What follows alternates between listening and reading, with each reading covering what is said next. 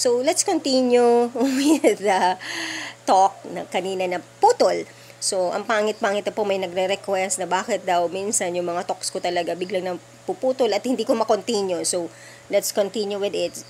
So, guys, first of all, please subscribe in my channel so that kung makasubscribe kayo ng 1,000 plus, mamomonetize ako and I could buy,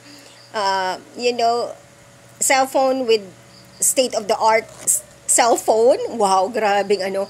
No, ang gusto ko lang naman kasi may high memory, 'di ba? Tsaka yung battery hindi agad na uubos. So anyway, guys, going back, 'di ba, hindi dapat nagkakaroon ng barangay yung ganun. Isang hacienda lang 'yun na dapat linagyan lang namin ng property fence. Kaya lang ang laki-laki or gate lang. Tas may mga caretaker lang at administrator.